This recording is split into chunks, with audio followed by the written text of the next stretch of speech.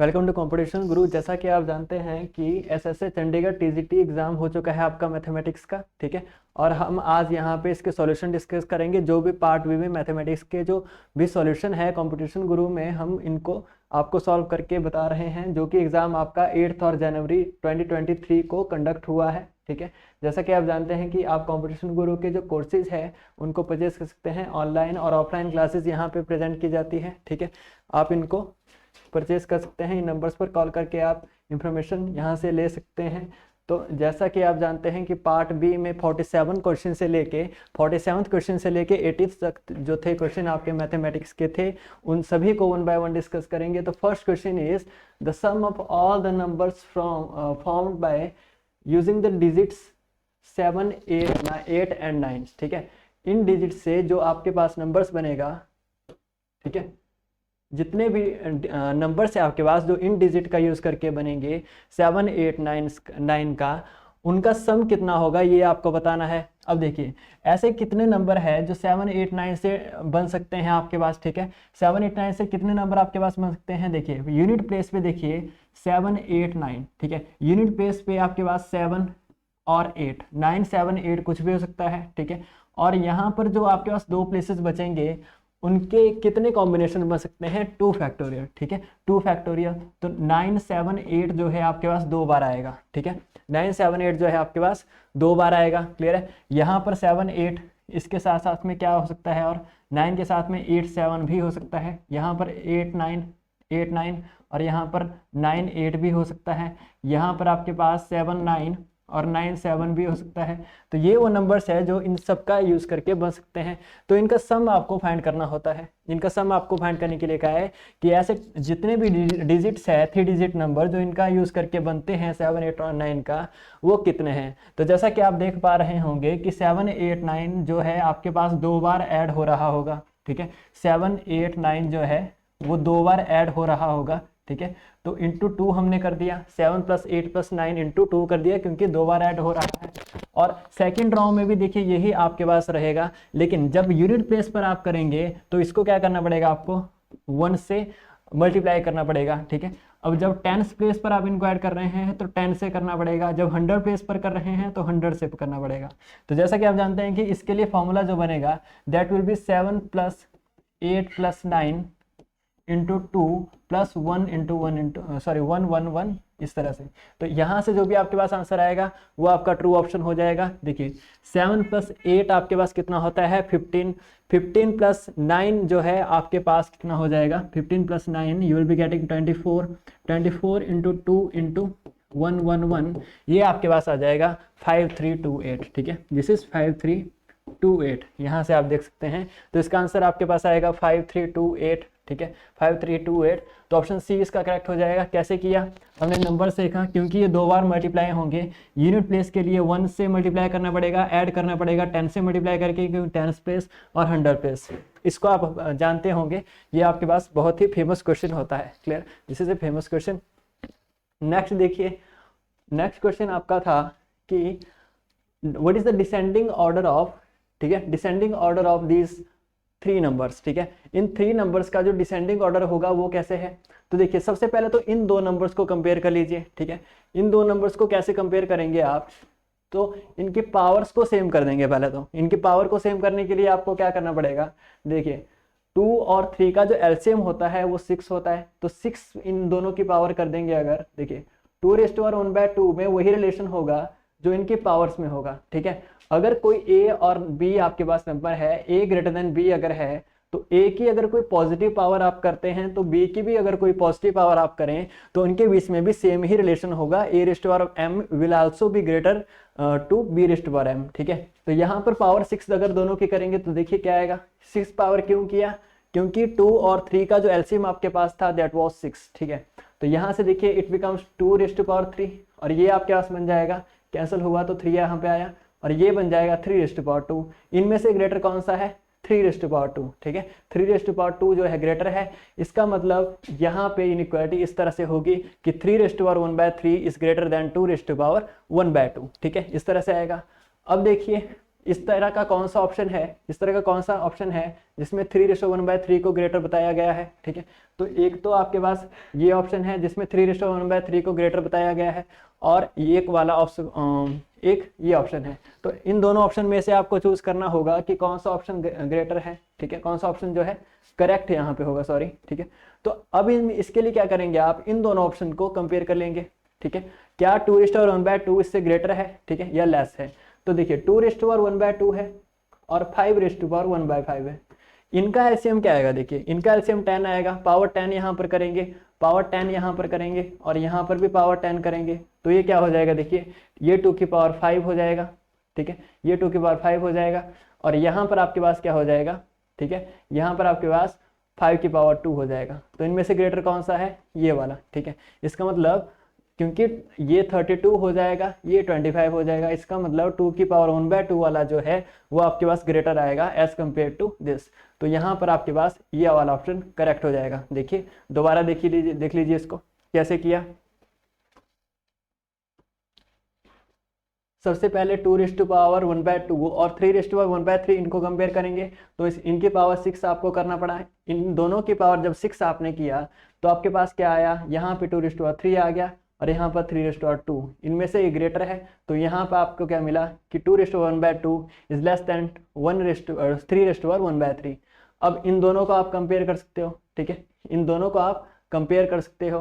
तो इन दोनों का जब आपने कंपेयर करना है, हालांकि हमने पहले इनको कंपेयर किया था, इनको भी किया जा सकता है। तो 3 और 5 का जो एलसीएम आता है दैट इज 15, पावर 15 अगर करेंगे तो यहाँ पर आपको मिलेगा 3 5 15 हो जाएगा, तो 3⁵5, और यहाँ पे आपको मिलेगा 5 3 15, तो 5⁵3, ठीक है, 5⁵3, ठीक है। तो इनमें से कौन सा ग्रेटर है, of course this is greater because it is simply 125, और 3 आपके पास 9 हो जाएगा, 9⁵3 27, 20⁵3 आपके पास 81 हो जाएगा। 81 × 3 आपके पास कितना होता है, ठीक है, 81 × 3 आपके पास 243 हो जाता है, ठीक है, 243 हो जाता है, विच इज ग्रेटर देन 125। इसका मतलब आपके पास कौन सा ग्रेटर होगा, ये वाला, ठीक है। इसका मतलब सबसे लेस आपके पास क्या है, 5:1/5। उसके बाद देखिए 3:1/3 ग्रेटर है, 3:1/3 ग्रेटर है, और ये बीच में रहेगा, क्लियर। तो आपके पास this is the smaller one, ठीक है, ये स्मॉलर वन है, और ये आपने यहाँ से देखा कि 2:1/2 जो होगा वो क्या होगा, स्मॉलर होगा, ठीक है। तो आपके पास यहाँ से ऑप्शन ए है इसका करेक्ट हो जाता है, क्लियर। नेक्स्ट देखिए, next question if n is a whole number, n क्या है यहाँ पे, होल नंबर। होल नंबर क्या क्या होता है आपके, n होल नंबर होते हैं आपके 0 1 2 3 4 5 6, ठीक है, 0 से स्टार्ट होते हैं, ठीक है, और ग्रेटर देन 1 बोला है, इसका मतलब आप 2 से बड़े ही या 2 के इक्वल ले सकते हो, ठीक है, 2 से बड़े या 2 के इक्वल ले सकते हो। तो यहाँ से क्या आएगा, देखिए 2 स्क्वायर -1 3 हो जाएगा, ठीक है। अगर यहाँ पे n = 2 रखेंगे तो here the number you will be getting is 4 × 3 that is 12, ठीक है। n = 3 अगर रखेंगे तो 3 3 9 × 8 आप रखेंगे, दिस इज 72। n अगर आप 4 रखेंगे तो 16 × 15 आप रखेंगे, ये भी आपका, और इसके बाद रखेंगे अगर n = 5 रखेंगे तो आपके पास 25 × 24 आप करेंगे। आप देखेंगे जितने भी नंबर्स आपके पास आ रहे हैं सारे के सारे नंबर्स जो है वो 12 से डिविजिबल है। देखिए ये 12 से डिविजिबल है, ये भी 12 से डिविजिबल है, यहाँ पर फैक्टर 3 आपको मिल जाएगा, 4 मिल जाएगा, तो 12 इसमें आ ही जाएगा। यहाँ पर आपको ये भी 12 से डिविजिबल है, तो पूरा नंबर भी 12 से डिविजिबल हो जाएगा। तो all the numbers here are divisible by 12, ठीक है। तो ऑप्शन डी आपका यहाँ पे करेक्ट हो जाएगा, clear. Next is if the perimeter of a circle is equal to the perimeter of a square, ठीक है। गिवन क्या है कि सर्कल की जो पेरीमीटर है आपके पास वो स्क्वायर की पेरीमीटर के इक्वल है, ठीक है। सर्कल की पेरीमीटर आपके पास क्या होती है, देखिए सर्कल की पेरीमीटर आपके पास होती है 2πr, ठीक है। अगर रेडियस सर्कल की r है तो पेरीमीटर 2πr होगी, और स्क्वायर का जो पेरीमीटर होता है दैट इज 4a, ठीक है। यहाँ से आपको एक रिलेशन मिला, ठीक है।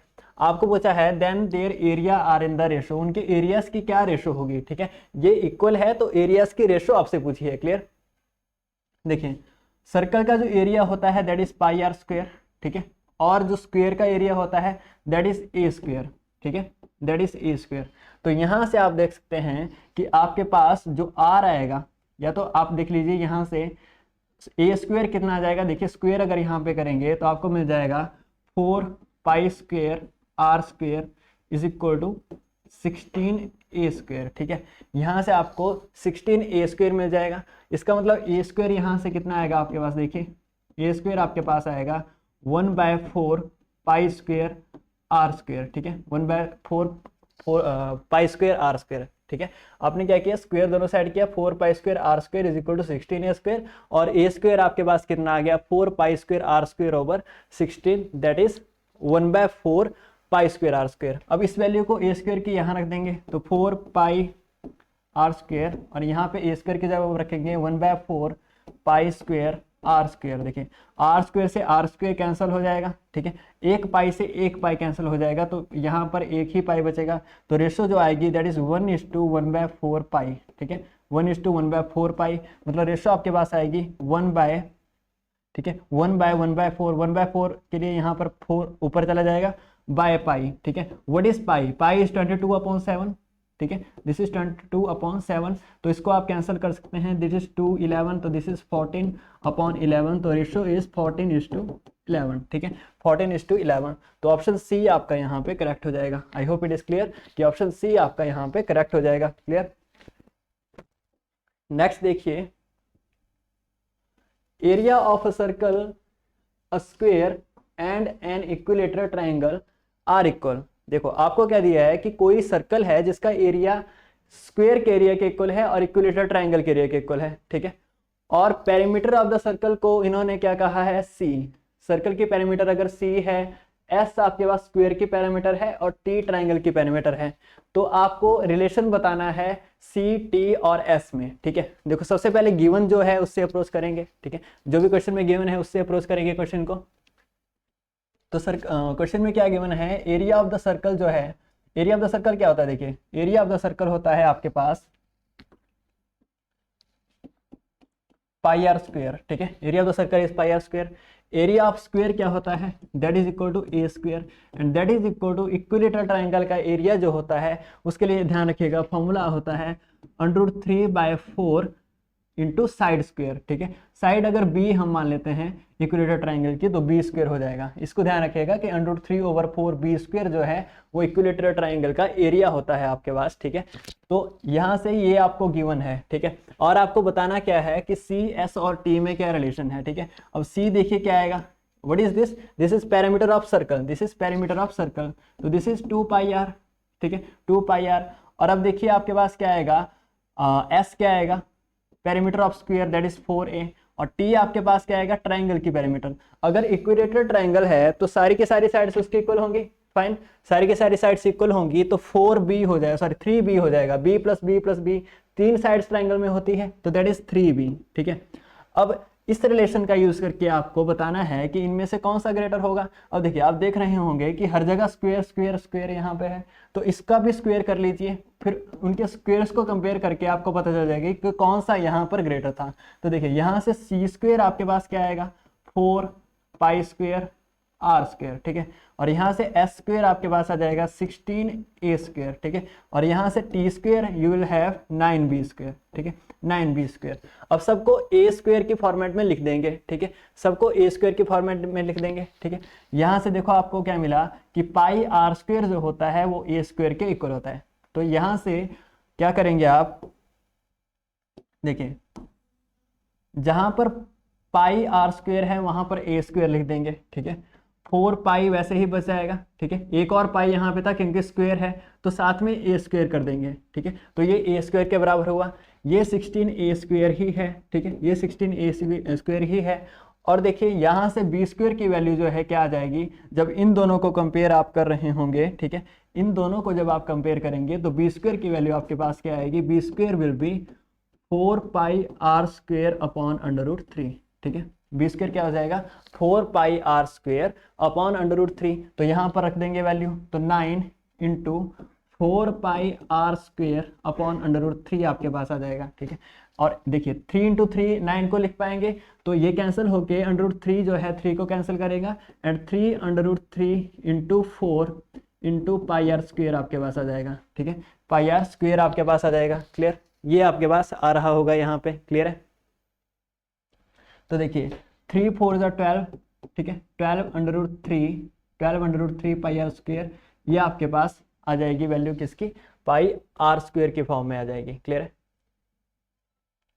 आई एम सॉरी, इसको ए की फॉर्म में लिखना था, सॉरी। तो इनको कंपेयर करके आपको डायरेक्ट रिजल्ट नहीं मिलेगा, लेकिन यहाँ पे आपको क्या करना होगा, इन दोनों को कंपेयर करना होगा। यहाँ से देखिए, इन दोनों को कंपेयर करके आपके पास क्या आएगा, b square you will have, b square आपके पास आएगा 4a स्क्वायर, ठीक है, 4a square divide by under root 3, ठीक है। इस वैल्यू को यहाँ पर रखेंगे, तो this is 9 into 4a square upon under root 3, ठीक है। 9 यहाँ पर है, तो दिस इज 3 अंडर रूट 3, ठीक है। 3 under root 3 into 4a square, this will be 12 under root 3a square, ठीक है। 12 अंडर रूट 3a स्क्वायर, ये आपके पास आ जाएगा, ठीक है। 9b स्क्वायर को आपने क्या लिख दिया, b स्क्वायर की वैल्यू आपने यहाँ से 4a square upon under root 3 put कर दी, ठीक है। अब इनको आप कंपेयर कर पाएंगे। देखिए यहाँ पर नोटिस करेंगे a स्क्वायर का कोएफिशिएंट यहाँ पे 4 पाई है, ठीक है, यहाँ पर 16 है, और यहाँ पर a स्क्वायर का कोएफिशिएंट ये है। तो इनमें से a स्क्वायर तो हर जगह है, लेकिन ग्रेटर वाला कहाँ पर है, ठीक है। वहां से आप देख लेंगे कि किसका एरिया ज्यादा आएगा। अब देखिए 4 पाई कितना होगा, pi is approximately 3 point something, ठीक है, 3.14। तो 4 इंटू 4 से तो छोटा ही रहेगा, क्योंकि ये 4 इंटू 3 पॉइंट समथिंग होगा, तो 4 इंटू 4 16 से तो छोटा ही होगा, मतलब ये लेस होगा आपके पास, सी जो है वो एस से तो लेस होगा, ठीक है, ये तो क्लियर है। अब इनमें से कौन सा ग्रेटर होगा, 16 और इसमें से देखिए 12 अंडर रूट 3 जब आप करेंगे, ठीक है, वो 16 से बड़ा ही आएगा, ठीक है, क्योंकि आपके पास अंडर रूट 3 इज अप्रोक्सीमेटली 1.73, ठीक है, 1.73। इसको जब आप करेंगे this will B approximately 22 point something, ठीक है, 22 पॉइंट समथिंग, तो 16 से तो बड़ा ही आएगा। इसका मतलब आपके पास t जो है ग्रेटर है एज कम्पेयर टू एस, तो आपके पास रिलेशन क्या ट्रू होगा, c is less than s is less than t, ठीक है, c is less than s is less than t। आपने क्या किया, c s और t को लिखा, ठीक है, सबको a स्क्वायर की फॉर्म में पुट किया, सबको a स्क्वायर की फॉर्म में पुट किया आपने, और फिर a स्क्वायर के कोएफिशिएंट को कंपेयर कर लिया, दैट्स इट, ठीक है। तो आपके पास यहाँ पे कौन सा ऑप्शन ट्रू होना था, c is less than s is less than t, तो आपके पास यहाँ पे ऑप्शन c इसका करेक्ट होना था, ठीक है, यहाँ पर इसका ऑप्शन c करेक्ट हो जाता, ठीक है। नेक्स्ट देखिए, which of the following is greatest in the triangle, ठीक है, इनमें से कौन सा जो है ट्राइंगल में ग्रेटेस्ट होता है, सम ऑफ एटीट्यूड्स, ठीक है, क्या ट्राइंगल में सम ऑफ एटीट्यूड्स ग्रेटर होता है, ठीक है।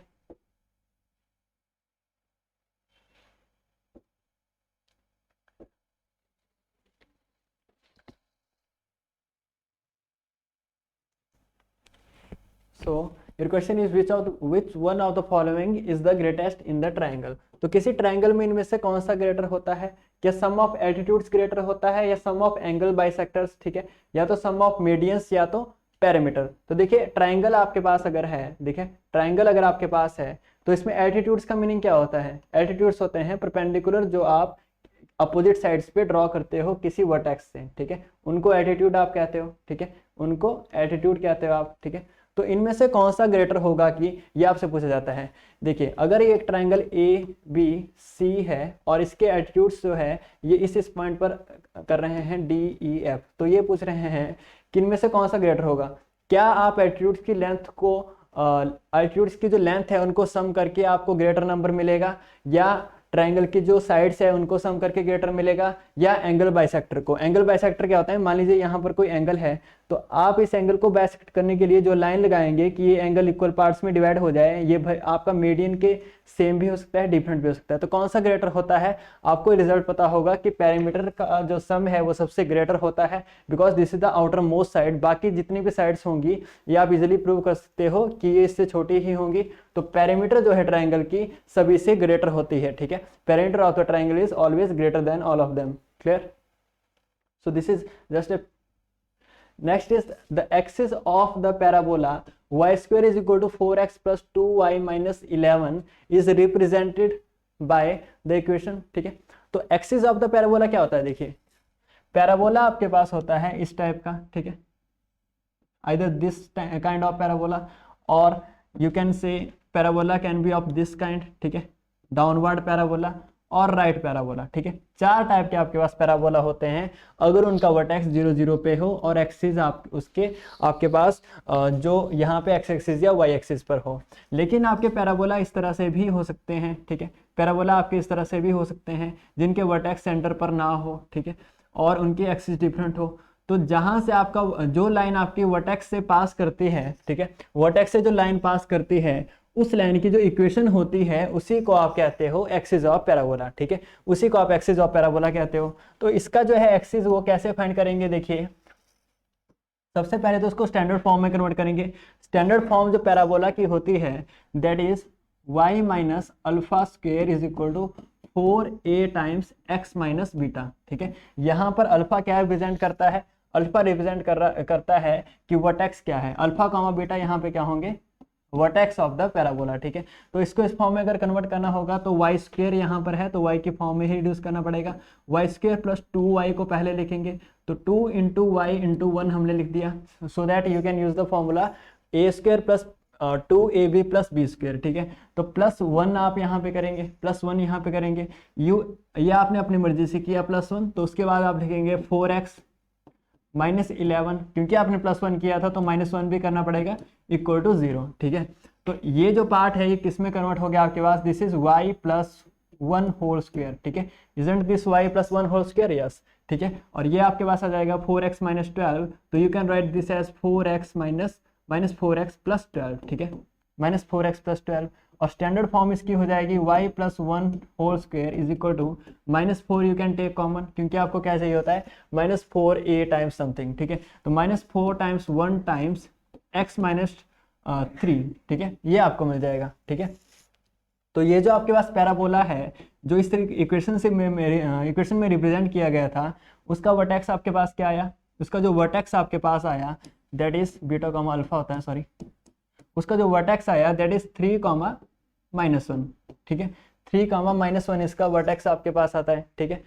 तो 3 कॉमा 1 इसका वर्टेक्स है और एक्सिस कौन सा होता है, देखिए पैराबोला जो है उस पॉइंट के अराउंड सिमेट्रिक होता है जहां पे स्क्वायर लगा होता है, उस एक्सिस के अराउंड सिमेट्रिक होता है। तो यहाँ पर अगर स्क्वायर लगा है तो वह एक्सिस के अराउंड सिमेट्रिक होगा और यहाँ से जो इक्वेशन मिलती है आपको वही आपका एक्सिस होता है, ठीक है, वही आपका एक्सिस होता है, ठीक है। मान लीजिए आपके पास एक इक्वेशन है y square is equal to 4ax, ठीक है, y square is equal to 4ax। तो ये जो आपके पास पैराबोला होगा ये y एक्सिस के अराउंड सिमेट्रिक होगा, y एक्सिस के अराउंड सिमेट्रिक होगा मतलब ये इस तरह का पैराबोला होगा।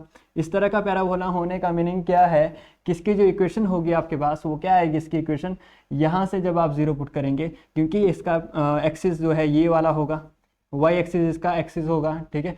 तो आप इसको एक्सिस इक्वल टू 0 पुट करेंगे, ठीक है, एक्सिस इक्वल टू 0 पुट करेंगे। अब क्योंकि ये y में सिमेट्रिक है, ठीक है, यहाँ पर क्या आया y प्लस 1 का square is equal to -4 times this, ठीक है। तो आप x माइनस 3 को जब 0 पुट करेंगे तब आपके पास एक्सिस ऑफ पैराबोला आएगा, means x is equal to 3 here is the axis of parabola. तो आपके पास जो इक्वेशन आ जाएगी वो आपके पास क्या आएगी, ठीक है।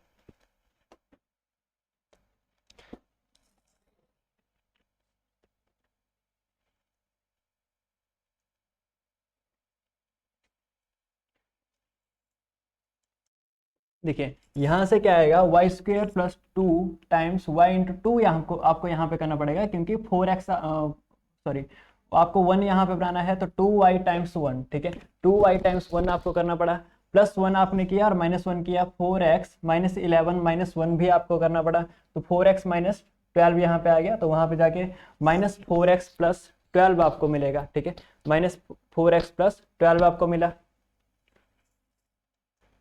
So here what you can see here that, देखिए अगर आपके पास पैराबोला इस फॉर्म में हो, ठीक है, अगर y square is equal to 4ax आपके पास पैराबोला हो तो अगर y की पावर आपके पास स्क्वायर में है तो x एक्सिस के अबाउट सिमेट्रिक होगा, उल्टा होता है ध्यान रखिएगा। अगर y के ऊपर स्क्वायर हो तो x एक्सिस के अबाउट सिमेट्रिक होगा, अगर x के ऊपर स्क्वायर हो तो y एक्सिस के ऊपर, ठीक है। दो काइंड के पैराबोलाज आपके पास होते हैं, ध्यान रखिएगा। एक होता है x square is equal to, ठीक है, दो काइंड के पैराबोलास होते हैं, एक होता है x square is equal to 4ay type का और एक होता है y square is equal to 4ax type का। ये जो है आपके पास y एक्सिस के अबाउट सिमेट्रिक होता है, ठीक है, और ये x एक्सिस के अबाउट सिमेट्रिक होता है। तो ये कौन सी फॉर्म में आपके पास रिड्यूस हुआ, ये आपके पास रिड्यूस हुआ y square is equal to 4ax, तो ये x एक्सिस के अबाउट सिमेट्रिक होगा, x एक्सिस के अबाउट सिमेट्रिक होगा, इसका मतलब y एक्सिस की तरह होगा इसका एक्सिस, तो y प्लस 1 जो होगा इसको आप 0 पुट करेंगे, वो एक्सिस ऑफ पैराबोला आएगा, ठीक है, क्योंकि ये जो पैराबोला होगा वो एक्स एक्सिस के अबाउट सिमेट्रिक पैराबोला के इक्विवेलेंट है, ठीक है। तो y plus 1 is equal to 0 होगा, वो एक्सिस ऑफ पैराबोला होगा, तो इसलिए आपका यहाँ से कौन सा ऑप्शन ट्रू हो जाएगा, देखिए आपका जो ऑप्शन यहाँ पे ट्रू हो जाएगा that is y plus 1 is equal to 0, ठीक है, y plus 1 is equal to 0, ठीक है। तो y plus 1 is equal to 0 का मीनिंग क्या है, y इज इक्वल टू -1, ठीक है, y इज इक्वल टू -1, ठीक है। तो y plus 1 is equal to 0, option b आप यहाँ पे टिक कर सकते हैं, clear, option b you can tick here, ठीक है। y plus 1 is equal to 0 कैसे आया, आपने इस इक्वेशन को रिड्यूस किया और y plus 1 is equal to इसमें रिड्यूस हुआ, आपने देखा कि दो टाइप के पैराबोला होते हैं, दिस इज सिमेट्रिक अबाउट, ये किस एक्सिस के अबाउट सिमेट्रिक है, एक्स एक्सिस के अबाउट, इसलिए आपने y प्लस 1 को 0 पुट किया, वही आपके पास एक्सिस ऑफ पैराबोला आ गया, क्लियर। नेक्स्ट देखिए the equation of the perpendicular bisector of the line, ठीक है, equation of the perpendicular bisector of the line segment joining A and B is, ठीक है। अब देखिए ये पॉइंट ए है -2,3, दिस इज पॉइंट बी 6,-5। अब आपको क्या कहा है कि परपेंडिकुलर बाइसेक्टर, ठीक है। अब इन दोनों का मिड पॉइंट क्या है, उस पॉइंट से पास करने वाला, इनको जो लाइन सेगमेंट बनाएगा इनके मिड पॉइंट से पास करने वाला जो लाइन आएगी उसकी इक्वेशन आपको फाइंड करनी है। तो सबसे पहले ये वाला पॉइंट फाइंड कर लेंगे, ये पॉइंट कैसे आएगा, -2 + 6 -4 हो जाएगा, सॉरी +4 हो जाएगा, दैट इज 2, ठीक है। इनको ऐड करके 2 से डिवाइड करेंगे, ठीक है, इनको ऐड करके 2 से डिवाइड करेंगे, 3 - 5 जो है आपके पास -2 हो जाएगा, -2 हो जाएगा, 2 से डिवाइड करेंगे दैट इज -1, ठीक है, -1 हो जाएगा, क्लियर। तो 2, -1 पॉइंट होगा, और देखिए ये लाइन और ये लाइन परपेंडिकुलर होगी, क्योंकि क्वेश्चन में बोला है परपेंडिकुलर बाइसेक्टर, और अगर परपेंडिकुलर लाइंस है तो उनकी जो स्लोप है, उनका जो प्रोडक्ट है दैट इज -1, ठीक है, -1। तो यहाँ से स्लोप निकालेंगे, स्लोप कितनी आएगी, -5 - 8 y2 - y1 over x2 - x1, ठीक है, x2 - x1, x2 - x1 आपके पास कितना हो जाएगा, 6 + 2, सो दिस इज माइनस, देखिए यहाँ से कितना आएगा, -5 - 3, ठीक है, -5 - 3 6 + 2 8, ठीक है, दिस इज -8/8 इज -1, ठीक है। तो m1 अगर आपके पास इसकी स्लोप है, m1 अगर इसकी स्लोप है, m1 -1 है, तो m2 आप देखेंगे कि 1 होना चाहिए, ठीक है, m2 1 होना चाहिए, मतलब इस लाइन की जो स्लोप है वो 1 आ जाएगी, ठीक है, इस लाइन की स्लोप क्या आ जाएगी, 1। अब इक्वेशन ऑफ द लाइन होती क्या है, y = mx + c, ठीक है, y = mx + c, y आपके पास क्या है, वेरिएबल है, ऐसे ही रखेंगे, m आपके पास इस लाइन की स्लोप 1 आई, इसकी आपको इक्वेशन फाइंड करनी थी, इसकी स्लोप आपके पास 1 आई, तो 1x आपके पास x ही आएगा, और c, अब ये जो लाइन आपके पास आएगी ये 2, -1 से पास कर रही है, तो 2, -1 इसको सेटिस्फाई करेगा, तो -1 इज इक्वल टू 2 + c, यहाँ से आपके पास c की वैल्यू आ जाती है कि c की वैल्यू इज -3, ठीक है, यहाँ से आपको c की वैल्यू मिल जाती है, ठीक है, c की वैल्यू आपको क्या मिली यहाँ से -3, तो लाइन आपके पास क्या हो जाएगी, y = x - 3, ठीक है, y = x - 3, या तो आप इसको कह सकते हैं कि x - y = 3, ठीक है, एक ही बात है, x - y = 3, तो x - y = 3 आपके पास ऑप्शन करेक्ट हो जाएगा, तो ऑप्शन बी आपका करेक्ट होगा, ठीक है, x - y = 3, ठीक है, यहाँ पर शायद माइनस लगा हुआ था, जो आपके पास x - y = 3 है, that option will be correct, ठीक है। आप देख सकते हैं कि कैसे हमने इसको डिराइव किया है, clear. Next is if the distance between straight lines y = mx + c1 and y = mx + c2 इस देन, देखो ये डिस्टेंस की सिर्फ डेफिनेशन दी है, उसके बाद में आपको रिजल्ट क्या करना है, इसमें इससे रिलेटेड कुछ भी नहीं बोला है, तो आई थिंक इस क्वेश्चन में मिस्टेक था, ठीक है, या तो क्वेश्चन इस तरह से होना चाहिए था कि m1 और यहाँ पे m2 होना चाहिए था, ठीक है, तो डिस्टेंस तभी डिफाइन होता है जब ये स्लोप्स इक्वल होते हैं आपके, ठीक है, तो m1 अगर m1 = m2 अगर ऑप्शन में होता तो हम इसको अप्रोच कर सकते थे, ठीक है, अदरवाइज दिस क्वेश्चन इज, इस क्वेश्चन में एरर है, क्लियर, तो ऐसा क्वेश्चन गलत था। नेक्स्ट देखिए,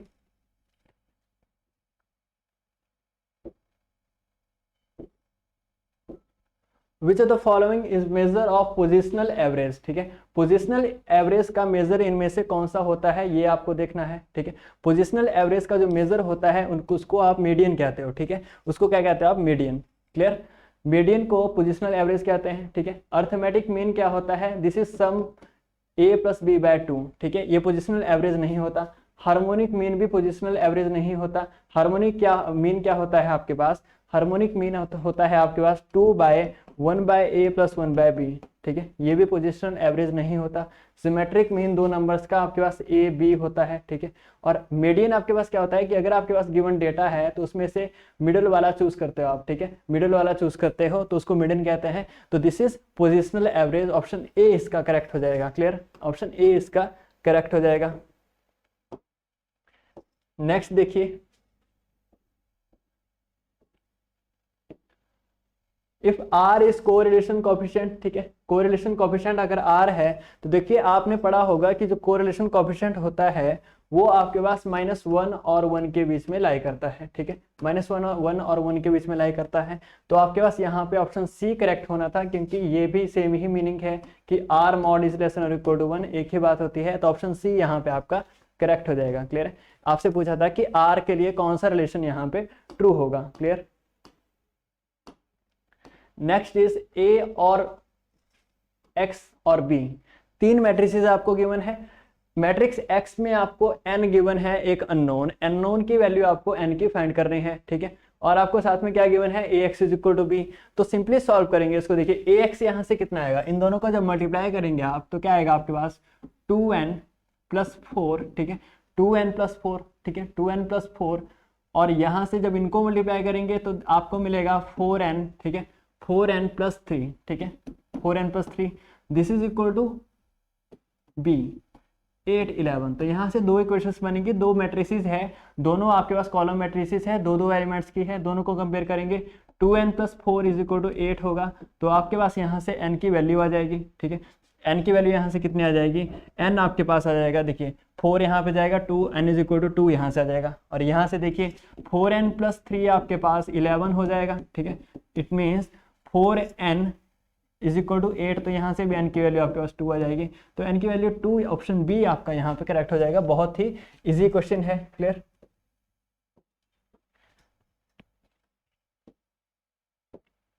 next is if A and B are the independent events, ठीक है। अगर ए और बी इंडिपेंडेंट इवेंट्स है तो आपके पास इनमें से कौन सा रिजल्ट ट्रू होता है, ठीक है। इंटरसेक्शन उनका 0 होना जरूरी नहीं होता, ठीक है। इंटरसेक्शन जो है उनका 5 होना जरूरी नहीं होता अगर इंडिपेंडेंट इवेंट है। याद रखिएगा, इंडिपेंडेंट इवेंट के लिए सिर्फ ये है कि अकरेंस ऑफ 1, ठीक है, शुड नॉट अफेक्ट अकरेंस और non occurrence of another event. उनका इंटरसेक्शन 0 होना जरूरी नहीं है। इंटरसेक्शन 0 तब होता है जब म्यूचुअली एक्सक्लूसिव इवेंट्स होते हैं, ठीक है। म्यूचुअली एक्सक्लूसिव या डिसजॉइंट इवेंट उनको कहते हैं आप, ठीक है। क्या ये इसके इक्वल होना चाहिए, नहीं। ये जो आपके पास राइट हैंड साइड है ये actually P of A union B के इक्वल होती है जब आपके पास A और B जो है वो डिसजॉइंट इवेंट हो, ठीक है। जब डिसजॉइंट इवेंट हो तो ऑप्शन ये भी गलत है, ठीक है, ये भी गलत था। नेक्स्ट, ये आपका ऑप्शन ट्रू होता है अगर इंडिपेंडेंट इवेंट है। तो कंडीशनल प्रोबेबिलिटी का यूज करके आप इस रिलेशन को डिराइव करते थे कि probability of A intersection B is equal to probability of A into probability of B, ठीक है। यहाँ पर इंटू था ऑप्शन में, ठीक है, इंटू प्रोबेबिलिटी ऑफ T, यहाँ पर मल्टीप्लिकेशन का साइन आएगा। Probability of A into probability of B, यही आपके क्वेश्चन में होगा। This is a typing error I think. तो probability of A into probability of B के इक्वल होता है। तो ऑप्शन सी आपका यहाँ पे करेक्ट हो जाएगा। Clear, option c will be correct. तो ऑप्शन डी फॉल्स है। नेक्स्ट देखिए, the value of given function, I think question missing है यहाँ पे, ठीक है, क्वेश्चन मिसिंग है। We will discuss this later, ठीक है, हम इसको बाद में डिस्कस करेंगे।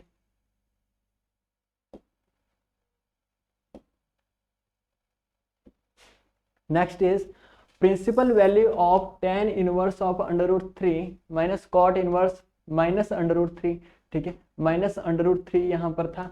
इसकी जो प्रिंसिपल वैल्यू है वो क्या होती है, ठीक है, वो आपको फाइंड करना है कि प्रिंसिपल वैल्यू इसकी क्या आएगी। देखिए प्रिंसिपल वैल्यू क्या होती है किसी भी फंक्शन की, किसी भी इनवर्स फंक्शन की जो -π और π के बीच में आपके पास एंगल आता है, उसी को आप प्रिंसिपल वैल्यू कहते हो, ठीक है। अब tan इनवर्स की जो वैल्यू है वो क्या होती है, tan इनवर्स √3, टेंजेंट थीटा की वैल्यू √3 किस पॉइंट पे होती है, ठीक है, ये आपको देखना है। तो that is on 60 degree means π/3, ठीक है। तो दिस इज π/3, ठीक है। और कॉट की वैल्यू जो है -√3 कब होती है, कॉट की वैल्यू -√3 कब होती है, जब tan की वैल्यू आपके पास क्या होती है, जब tan की वैल्यू आपके पास 1/√3 होती है। तो tan की वैल्यू किस x के लिए 1/√3 होती है, π/6 के लिए। ठीक है, π/6 के लिए, ठीक है। और सेकंड क्वाड्रेंट में आप देखेंगे कि tan और cot नेगेटिव होते हैं, तो आपको यहाँ पे पाई माइनस करना पड़ेगा, तो यू विल बी गेटिंग 5π/6, ठीक है, 5π/6। तो यहाँ से आपके पास cot इनवर्स ऑफ -√3 जो आएगा दैट विल बी 5π/6। इसको जब आप सॉल्व करेंगे तो आपके पास क्या आ जाएगा, देखिए 2π माइनस 5π, ठीक है। यहाँ से आपको मिलेगा -3π/6, दिस इज -π/2, ठीक है, -π/2। सो ऑप्शन बी आपका यहाँ पे करेक्ट हो जाएगा, ठीक है। 10 सेकंड में जो है क्वेश्चन जो है अटैम्प्ट आप कर सकते थे। Clear. Next is the value of this determinant, ठीक है। इस डिटर्मिनेंट की वैल्यू क्या होगी, आपको पता है कि 2 क्रॉस 2 का डिटर्मिनेंट है, तो यू कैन डायरेक्टली मल्टीप्लाई है, ठीक है। यहाँ से देखिए क्या आएगा, tan inverse of x minus second inverse of x, ठीक है, सेकेंड इनवर्स ऑफ x, ये कितना आएगा, ठीक है, सॉरी इनवर्स नहीं है, tan square of x into minus second square of x, ठीक है। इसके लिए आपने रिलेशन पढ़ा होगा कि 1 + tan स्क्वेयर x जो होता है that is equal to second square x, ठीक है। यहाँ से आप देख सकते हैं कि second square x minus tan square x कितना आएगा, यहाँ से second square x minus tan square जो आएगा वो 1 होता है, ठीक है। और tan square x minus second square x जो है आपके पास यहाँ से -1 आ जाएगा, ठीक है, -1 आ जाएगा। अब ये जो आपके पास डिटर्मिनेंट आया है ये -1 आया, ठीक है, ये जो डिटर्मिनेंट आया this is -1।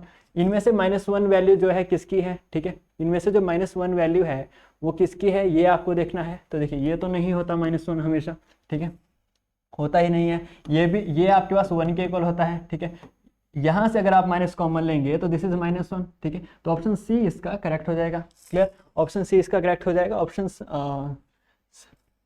Option D correct है इसका, क्योंकि यहाँ पर -1 है, ऑप्शन सी इज इनकरेक्ट, ठीक है। तो this is the correct option, fine.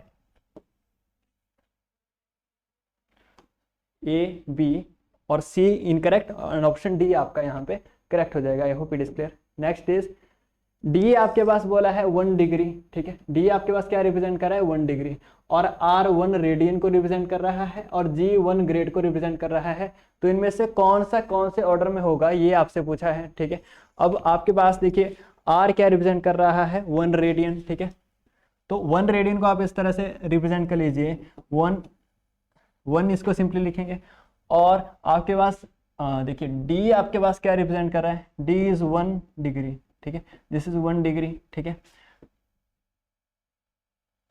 Clear, this is 1 radian. और जी आपके पास 1 ग्रेड है, ठीक है, दिस इज 1 ग्रेड। अब आपको पता है डिग्री, रेडियन और ग्रेड में जो है वो क्या रिलेशन होता है कि आपके पास जो पाई रेडियन होता है that is equal to 180 degree, ठीक है, 180 degree and is equal to 100 grades, ठीक है, 100 ग्रेड से इक्वल होता है। तो इस रिलेशन का यूज करके आप इन सभी को डिग्री में कन्वर्ट कर लीजिए, ठीक है। डी तो डिग्री में है ही, अगर रेडियन को आपने डिग्री में कन्वर्ट करना होगा 1 रेडियन को, तो कैसे कन्वर्ट करेंगे, देखिए अगर इसको डिग्री में कन्वर्ट करना है तो आपके पास यहाँ से रेडियन में है ये, ठीक है, दिस इज रेडियन। तो pi radian is equal to 100 degree, तो 1 रेडियन आपके पास 180/पाई हो जाएगा। तो यहाँ से 180/पाई आपको मिल रहा होगा, ठीक है, 180/पाई डिग्री, ठीक है, दिस इज 180/पाई डिग्री। और 1 ग्रेड आपके पास क्या आ जाएगा, देखिए 100 को यहाँ पे ले आएंगे, दिस इज 1.8 ग्रेड, ठीक है, this is 1.8 degrees, sorry this is 1.8 degrees. तो डी आपके पास क्या है, देखिए 1 डिग्री, आर आपके पास 180/पाई डिग्री, और जो जी आपके पास है दैट इज 1.8 डिग्री। तो इनमें से कौन सा ग्रेटर है, ठीक है, इनमें से सबसे ग्रेटर आर है, ठीक है, आर सबसे ग्रेटर है आपके पास, ठीक है, आर सबसे ग्रेटर है, जी उससे छोटा है, डी सबसे छोटा है। अब कॉस की वैल्यू आपसे पूछा है कि कॉस की वैल्यू इनमें से किसके लिए ग्रेटर होगी, ठीक है, इनमें से कौन सा ऑप्शन ट्रू होगा। तो देखिए कॉस का जो ग्राफ आपके पास होता है, ठीक है, कॉस का जो ग्राफ आपके पास होता है that is in this way, ठीक है, यहाँ पर 0 और π/2 पर ये 0 हो जाता है, ठीक है, π/2 पर ये जो ग्राफ है मतलब 90 डिग्री पर जो है ग्राफ 0 हो जाता है, क्योंकि हम डिग्रीज में कन्वर्ट कर रहे हैं सभी को, ठीक है। तो देखिए जैसे जैसे आप डिग्रीज को इंक्रीज करते हैं, एंगल इंक्रीज करते हैं, कॉस की वैल्यू डिक्रीज होती है, डिक्रीजिंग इसका ग्राफ होता है। तो 0 से 90 तक जो है वैल्यूज डिक्रीज करती है, तो एंगल के इंक्रीज करने से कॉस की वैल्यू डिक्रीज करती है, आप देख सकते हैं। फॉर एग्जांपल देखिए कॉस ऑफ 0 जो है आपके पास 1 होता है, कॉस ऑफ 90 0 होता है, ठीक है। तो अगर एंगल ज्यादा हो तो वैल्यू कम होती है, ठीक है। तो अगर आपके पास R is G is D, अगर ये रिलेशन फॉलो कर रहा है तो कॉस के लिए उल्टा हो जाएगा। देखिए cos of r should be less than cos of g should be less than cos of d, ठीक है। ये आपके पास जो है ऑप्शन यहाँ पे ट्रू होना चाहिए, ठीक है। इस तरह से इसको होना चाहिए था, तो ऑप्शन बी आपके पास यहाँ पे ट्रू हो जाएगा, ठीक है। ऑप्शन बी ट्रू हो जाएगा, क्योंकि देखिए ये डिग्री में आपके पास 1 डिग्री था, दिस इज 180 ओवर पाई, ठीक है। 180 ओवर पाई आपको रेडियन में करना पड़ा और दिस इज 1.8, ठीक है। तो डी, जी और आर इस तरह से आना चाहिए, ठीक है। तो डी, जी और आर इस तरह से आपका ट्रू हो जाएगा, तो option be here will be correct. Clear. Next is 63rd, ये क्वेश्चन हमने कर लिया है, sorry. Next is if P is any real square matrix, P आपके पास क्या है, एनी रियल स्क्वायर मैट्रिक्स, तो P प्लस P ट्रांसपोज जो है किस तरह की मैट्रिक्स होगी ये आपको बताना है, ठीक है। P प्लस P ट्रांसपोज किस तरह की मैट्रिक्स होगी, एग्जांपल ले लेते हैं। देखिए 1 2 3 4 अगर मैट्रिक्स है, इसके साथ इसके ट्रांसपोज को ऐड कर देंगे, ट्रांसपोज क्या हो जाएगा 1 2 3 4, ट्रांसपोज को अगर ऐड करेंगे तो what you will be getting is 2 5 5 8, ठीक है। ये कैसी मैट्रिक्स है, सिमेट्रिक मैट्रिक्स है, ठीक है। हमेशा अगर आप किसी भी मैट्रिक्स को उसके ट्रांसपोज से ऐड करते हो you will be getting a symmetric matrix, ठीक है। तो ऑप्शन बी यहाँ पे करेक्ट होगा, ठीक है। ऑप्शन बी यहाँ पे करेक्ट होगा। Clear. Next is what is the value of this determinant, ठीक है। ये डिटर्मिनेंट आपको फाइंड करना है, इस मैट्रिक्स का डिटर्मिनेंट आपसे पूछा है, ठीक है। अब इसके लिए क्या करना होगा, देखिए फर्स्ट जो कॉलम है हर जगह 2022 आपके पास लिखा है, तो डिटर्मिनेंट फाइंड करने के लिए क्या करना पड़ेगा, आप इसमें ऑपरेशन लगा दीजिए। ऑपरेशन क्या लगाना है, सेकंड रॉ में ऑपरेशन लगाइए कि R2 माइनस R1, ठीक है। सेकंड रॉ में से R2 माइनस R1 कर लीजिए, ठीक है। और आप क्या कर लीजिए, थर्ड रॉ के लिए क्या कीजिए, R3 माइनस R2 यहां पर अप्लाई कर लीजिए, और R4 फोर्थ रॉ पर क्या कर सकते हैं आप, R4 माइनस R3 अप्लाई कर सकते हैं। अगर आप ये अप्लाई कर रहे हैं तो मैट्रिक्स आपके पास जो बनेगी, ठीक है, जो आपके पास नई मैट्रिक्स बनेगी वो आपके पास क्या बन जाएगी, डिटर्मिनेंट फॉर्म में ही मैं लिख रहा हूँ। देखिए फर्स्ट रॉ सेम रहेगा 2022 2021 2021 2021, ठीक है, ये आपके पास रहेगी। यहाँ पर आपके पास 0 हो जाएगा, here you will be getting 1, ठीक है, 1 और यहाँ पर 0 0, ठीक है। तो इस तरह से आपको यहाँ पे मैट्रिक्स एक मिल रही होगी। ये जो डिटर्मिनेंट होगा ये इसके इक्वल ही रहेगा, तो ये आपके पास एक डायगोनल मैट्रिक्स बन गई। This is a diagonal matrix. Clear. This is a diagonal matrix. तो डायगोनल एलिमेंट को मल्टीप्लाई करके डिटर्मिनेंट आपके पास आ जाएगा 2022 इंटू 1 इंटू 1 इंटू 1 इज 2022। तो ऑप्शन डी आपके पास यहाँ पे ऑफकोर्स करेक्ट हो जाएगा। ऑप्शन डी आपका करेक्ट रहेगा। बहुत ही इजी क्वेश्चन था। क्लियर। नेक्स्ट देखिए, if A set A has n elements, ठीक है, अगर एक सेट n A के पास n एलिमेंट्स है, देन नंबर ऑफ एलिमेंट्स, ठीक है, in the power set of A, तो पावर सेट ऑफ A में कितने एलिमेंट्स होंगे ये आपसे पूछा है, ठीक है। अगर एक सेट में आपके पास नंबर ऑफ एलिमेंट्स m है तो उसके पावर सेट में 2m एलिमेंट्स होते हैं, ठीक है। यही आपके पास रिलेशन ट्रू होता है। तो अगर n एलिमेंट्स है तो 2n, ऑप्शन ए आपका यहाँ पे करेक्ट हो जाएगा, ठीक है। ये बहुत ही बेसिक रिजल्ट होता है, 11th 12th में हम लोग पढ़ते हैं। Clear. Next is the set x such that x is an integer, x square is equal to 16, ठीक है। मीनिंग क्या है, आपने ऐसे इंटीजर्स बताने हैं जिनका स्क्वायर करके 16 आए और 4x इज इक्वल टू 8 को सेटिस्फाई करें। तो यहाँ से आपको 2 मिल रहा है और यहाँ से आपको प्लस माइनस 4 मिल रहा है। तो एंड क्योंकि यहाँ पे लगा है तो इनमें कोई भी कॉमन आपने देखना था, इनमें कोई भी कॉमन नहीं है। तो ये जो सेट आपके पास बनेगा ये एम्प्टी सेट होगा, ठीक है, ये एम्प्टी सेट आपके पास होगा। तो ऑप्शन इसका जो है ऑप्शन सी करेक्ट हो जाएगा। क्लियर। ऑप्शन सी इसका करेक्ट है, करेक्ट ऑप्शन होगा। Next is AM and HM, ठीक है। HM क्या है यहाँ पे, harmonic mean, harmonic mean between two numbers, ठीक है, किन्हीं भी दो नंबर्स के बीच में आपके पास AM और HM 27 और 12 गिवन है, तो ज्योमेट्रिक मीन GM आपको फाइंड करना है, ठीक है। अब देखिए AM और GM आपको गिवन है। AM क्या होता है आपके पास, AM होता है A plus b by 2, this is given as 27, ठीक है, 27। और आपको क्या गिवन है यहाँ पे, हार्मोनिक मीन। हार्मोनिक मीन देखिए किसके इक्वल होता है, 2 इंटू आपके पास होता है this is 1 upon A plus 1 upon B, ठीक है, 1 अपॉन B, ठीक है। This is also equal to AB upon a plus b into 2, ठीक है। ये आपके पास गिवन है, ये किसके इक्वल गिवन है, दिस इज इक्वल टू 12, ठीक है। ये 12 के इक्वल आपके पास गिवन है। तो देखिए यहाँ से आपको क्या मिला, a प्लस बी बाय 2 जो होता है वो 27 होता है। तो यहाँ पर आप इस वैल्यू को सब्स्टिट्यूट कर सकते हैं, ठीक है। Here you can substitute this value a plus b upon 2। तो डिनोमिनेटर में आप 27 रखेंगे तो आपको क्या मिला, a b upon 27 is equal to 12, ठीक है। और यहाँ से आपको ए बी की वैल्यू मिल जाएगी इस 12 इंटू 27, ठीक है।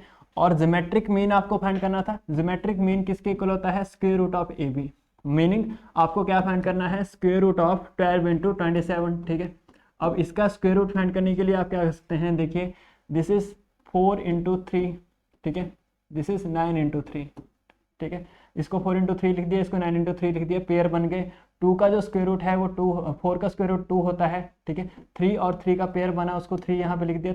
9 का स्क्वायर रूट 3 होता है, दूसरी 3 3 जा 9 2 जा 18 आपके पास GM आ जाएगा, ज्योमेट्रिक मीन आ जाएगा। तो ऑप्शन ए आपका यहाँ पे करेक्ट रहेगा। क्लियर, ऑप्शन ए आपका करेक्ट हो जाएगा।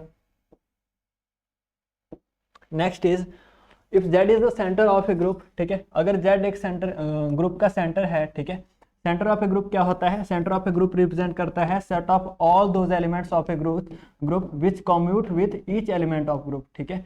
For all X belongs to, for all A belongs to G, ठीक है। सेंटर ऑफ ए ग्रुप का मीनिंग ये होता है। अब हमारे पास एक डायरेक्ट रिजल्ट होता है। डायरेक्ट रिजल्ट क्या है, ठीक है, कि अगर आपके पास G ओवर ZG, ठीक है, G ओवर ZG मतलब G over centre of a group, ठीक है, उससे जो कोशेंट ग्रुप बनता है अगर वो साइक्लिक है, इस साइक्लिक ये क्या इंप्लाई करता है आपके पास कि G इज अबेलियन, ठीक है, G इज अबेलियन, ठीक है। ये क्या इंप्लाई करता है, G इज अबेलियन। तो यहाँ पर आपका कौन सा ऑप्शन करेक्ट होना था कि G इज अबेलियन, ठीक है। आई थिंक यहाँ पर ऑप्शन नहीं लिखे हैं, ठीक है। तो इसमें वो ऑप्शन करेक्ट होना था जिसमें ऐसा लिखा था कि G इज अबेलियन, ठीक है। Here is a printing typing mistake, G is abelian यहाँ पे करेक्ट हो जाएगा, ठीक है। ये ऑप्शन इसका करेक्ट होना था। Clear. Next is the transformation x y z to x plus y y plus z. ये जो होगी ट्रांसफॉर्मेशन, क्या ये लीनियर होगी और इसका कर्नल 0 होगा, क्या ये लीनियर होगी और इसका कर्नल जो होगा वो प्रॉपर सबस्पेस होगा, ठीक है। क्या ये लीनियर नहीं होगी और ना तो 1 1 होगी, क्या ये लीनियर नहीं होगी ना तो ऑन टू होगी, ये आपको फाइंड करना है। तो देखिए ट्रांसफॉर्मेशन फाइंड करने के लिए हम क्या करते हैं, हम उसकी मैट्रिक्स फाइंड कर लेते हैं। तो देखिए क्योंकि ये R3 to R2 ट्रांसफॉर्मेशन है तो इसकी जो मैट्रिक्स बनेगी दैट विल बी 2 क्रॉस 3 की मैट्रिक्स, ठीक है। और मैट्रिक्स कैसे बनाते हैं ट्रांसफॉर्मेशन की, आप इमेज चेक करते हो, ठीक है। This is a transformation of the kind, ठीक है। ये किस तरह की ट्रांसफॉर्मेशन आपके पास है, इसको आप इस तरह से लिख पाएंगे कि T of x, y, z is equal to x plus y y plus z. ये ट्रांसफॉर्मेशन है। अब यहाँ पर जो है स्टैंडर्ड बेसिस अगर चूज करेंगे तो स्टैंडर्ड बेसिस देखिए क्या होते हैं। फर्स्ट वन इज 1, 0, 0, ठीक है। इसको कहाँ पे मैप करेगा है, आप x की जगह पे 1 रखोगे बाकी जगह 0, तो ये जो मैप करेगा 1, 0 पे मैप करेगा। और T ऑफ 0, 1, 0 ये कहाँ पे मैप करेगा, y की जगह पे 1 रखोगे बाकी जगह 0 रखेंगे, तो दिस इज 1, 1, ठीक है, 1, 1। और T ऑफ 0, 0, 1 जो आएगा आपके पास z की जगह 1 रखेंगे और बाकी 0, सो दैट दिस इज 0, 1। और मैट्रिक्स जो यहाँ पे स्टैंडर्ड बेसिस से बनती है इन्हीं को कॉलम में रख के बन जाते हैं, ये आपको पता होगा। तो जिसकी मैट्रिक्स बनेगी ट्रांसफॉर्मेशन की दैट विल बी 1, 0, 1, 1 एंड 0, 1, ठीक है। This is the required matrix, ठीक है। अब इसके बारे में आपको पूछा था कि क्या आपसे पूछा था, देखिए फर्स्ट वन इज लीनियर होगी एंड 0 कर्नल होगा, क्या इसका कर्नल 0 है, ठीक है। ये आपको देखना है क्या इस मैट्रिक्स का कर्नल 0 है जो हमने बनाई, ठीक है। मैट्रिक्स का कर्नल जो है क्या रिप्रेजेंट करता है, नलिटी ऑफ मैट्रिक्स, ठीक है। नलिटी ऑफ मैट्रिक्स को रिप्रेजेंट करता है, ठीक है। इस मैट्रिक्स की नलिटी क्या होगी, देखिए nullity of A matrix is number of columns minus rank of matrix, ठीक है। रैंक ऑफ मैट्रिक्स, क्योंकि इसमें 2 क्रॉस 2 का जो माइनर है ये नॉन जीरो है, ठीक है। ये वाला माइनर नॉन जीरो है, ये भी माइनर नॉन जीरो है। तो क्योंकि इसमें 2 क्रॉस 2 के सारे माइनर नॉन जीरो है, ठीक है, सारे के सारे जो भी माइनर है वो नॉन जीरो आपके पास है, तो इसका रैंक 2 आपके पास रहेगा, ठीक है। रैंक 2 होगा इसका। तो नंबर ऑफ कॉलम्स 3 है तो 3 - 2, ठीक है, 3 - 2 1 इसका जो आएगा वो कर्नल आएगा, ठीक है। 1 इसका कर्नल होगा, ठीक है। 1 इसके कर्नल की डायमेंशन होगी, ठीक है, 1 होगी इसके डायमेंशन ऑफ कर्नल, ठीक है, मतलब मैट्रिक्स की जो नलिटी आएगी वो आपके पास क्या आ जाएगी, 1 आ जाएगी। अब क्योंकि कर्नल की डायमेंशन 1 है तो एक वेक्टर से जो कर्नल जो है आपके पास इसमें बना सकते हो आप, ठीक है। तो मान लीजिए कोई वेक्टर है a, b, c, वो कर्नल में आ रहा है, तो इसका कोई भी मल्टीपल जो होगा वो भी कर्नल में आएगा, तो ये पूरा का पूरा प्रॉपर स्पेस बनेगा, क्योंकि इसकी नलिटी जो है वो 0 नहीं आई मैट्रिक्स की। अगर नलिटी मैट्रिक्स की 0 आ जाती, in that case you could say that इसकी जो ये जो मैट्रिक्स ट्रांसफॉर्मेशन है इसका कर्नल आपके पास 0 है, ठीक है। But here it's not so, so आपके पास ऑप्शन ए यहाँ पे करेक्ट हो जाएगा कि लीनियर होगी, और सॉरी ऑप्शन ए इनकरेक्ट हो जाएगा। ये कह रहे हैं कि 0 कर्नल होगा, 0 तो नहीं होगा। देखिए ऑप्शन सी में कह रहे हैं कि लीनियर होगी and has a proper subspace as a kernel. Yes, as a एक प्रॉपर सबस्पेस होगा, क्योंकि आपके पास नॉन जीरो क्या है, आपके पास नलिटी, ठीक है, नॉन जीरो नलिटी आपके पास आई, तो ऑप्शन सी आपके पास यहाँ पे करेक्ट हो जाएगा। फिर ऑप्शन सी करेक्ट हो जाएगा। ऑप्शन बी में बोला है कि नाइदर लीनियर, क्या ये लीनियर नहीं है? Of course this is a linear transformation, you can check. एक ट्रांसफॉर्मेशन को लीनियर कब बोलते हैं? जब उसके लिए T of alpha x plus beta y जो है वो T of sorry alpha of T x plus beta of T y के इक्वल जब हो जाता है, तो इसके लिए आप इजीली क्या कर सकते हैं कि ये लीनियर है, तो इस वजह से आपके ऑप्शन बी और डी दोनों इनकरेक्ट हो जाते हैं, ठीक है। तो ऑप्शन सी इसका करेक्ट ऑप्शन होगा। नेक्स्ट देखेंगे, let A and B be two finite sets, ठीक है, ए और बी आपके पास टू फाइनाइट सेट्स है, और P डिनोट्स कर रहा है collection of all functions from A to B, ठीक है। P क्या डिनोट कर रहा है? Collection of all the functions from A to B, और Q आपके पास क्या बता रहा है? Collection of all the relations from A to B, ठीक है। अब देखिए यहाँ पर आपको पूछ रहा है कि इनके बीच में इंक्लूजन रिलेशन जो होगा वो किस तरह से सेटिस्फाई होगा, ठीक है। अब हमें पता है कि फंक्शन की डेफिनेशन क्या होती है। देखिए सबसे पहले होता है दो सेट का Cartesian product, Cartesian product A cross B से डिफाइन करते हैं। इसका जो सबसेट होता है, ठीक है, कार्टेशियन प्रोडक्ट का जो सबसेट होता है उसको आप रिलेशन कहते हो, ठीक है, उसको आप रिलेशन कहते हो, और उन रिलेशन को आप फंक्शन कहते हो जिन जो यूनिक एलिमेंट्स को मैप कर रहे हो, ठीक है, जिसमें यूनिक एलिमेंट्स आ रहे हो। मतलब देखिए आपके पास मान लो ए क्रॉस बी, ए आपके पास है 1,2, ठीक है, 1,2, और बी आपके पास है 3,4, ठीक है, 3,4 ये आ जाता है, ठीक है। तो देखिए ए क्रॉस बी आपके पास यहाँ पे क्या आएगा? ए क्रॉस बी में जो एलिमेंट्स आएंगे दैट विल बी 1,3, 1,4, ठीक है, और 2,3, 2,4, ठीक है। ये कार्टेशियन प्रोडक्ट है, इसका एक सबसेट होगा उसको रिलेशन कहेंगे, तो ठीक है। तो यहाँ पे एक सबसेट इसका लेते हैं, सबसेट हम इसका ले लें 1,3 और 1,4, ये जो है एक रिलेशन है, दिस इज अ रिलेशन, ठीक है, ये एक रिलेशन होता है। पर ये एक फंक्शन नहीं होता है। ये एक फंक्शन क्यों नहीं है? क्योंकि यहाँ पर भी 1 है, यहाँ पर भी 1 है। ये क्या इंप्लाई कर रहा है कि f(1) आपके पास 3 भी है और f(1) आपके पास 4 भी है। लेकिन फंक्शन की डेफिनेशन में होता है कि डोमेन में जो एलिमेंट्स है उसको यूनिकली मैप करना चाहिए। फंक्शन क्या होता है? Is a rule that associate each element of a non empty set to a unique element, ठीक है। तो रिलेशन जो है आपके पास फंक्शन नहीं भी हो सकता है, लेकिन सारे के सारे फंक्शंस रिलेशन होते हैं, ठीक है। तो आपके पास रिजल्ट क्या है कि ऑल फंक्शंस आर रिलेशंस, ठीक है, but all relations are not functions, ठीक है, but all relations are not functions, ठीक है। तो क्योंकि सारे के सारे फंक्शन रिलेशन होते हैं तो फंक्शंस का जो सेट बनेगा वो रिलेशन के सेट में कंटेन होगा, ठीक है। फंक्शन का जो सेट बनेगा वो रिलेशन के सेट में कंटेन होगा। फंक्शन का सेट आपके पास P से डिनोट किया है, तो P should be contained in Q, ठीक है, P should be contained in Q। आपके पास ऑप्शन ए यहाँ पे करेक्ट हो जाएगा। क्लियर? नेक्स्ट देखिए, एक फंक्शन आपसे पूछा है कि एक्सपोनेंशियल एक्स जो फंक्शन है फ्रॉम R टू R, ये जो फंक्शन है R टू R डिफाइन किया है, तो क्या ये आपके पास ऑन टू फंक्शन होता है, 1 फंक्शन होता है? इसी के ऊपर बेस्ड क्वेश्चन है। तो देखिए जो एक्सपोनेंशियल फंक्शन जो आपके पास होता है इसका आप ग्राफ अगर देखेंगे तो इसका ग्राफ क्या आएगा? देखिए इस तरह से आपके पास एक्सपोनेंशियल एक्स का ग्राफ होता है, ठीक है, इस तरह से ग्राफ इसका होता है, ठीक है। अब आर टू आर बोला है तो सारे के सारे रियल नंबर्स की इमेज होती है, लेकिन आप देखेंगे कि ये जो कर्व है आपके पास, ये जो कर्व है ये वाई एक्सिस की तरफ नहीं, वाई एक्सिस के नेगेटिव पार्ट की तरफ नहीं जाती है, ठीक है। यहाँ पर अगर आप कोई लाइन ड्रॉ करेंगे वो इस कर्व को टच नहीं कर पाएगी। तो e raise to power x जो है वो हमेशा ग्रेटर देन जीरो होता है, ठीक है। Equal to zero x axis को भी कभी टच नहीं करता है, ठीक है। This is always greater than zero, ये कभी नॉन जीरो भी नहीं होता है, ठीक है।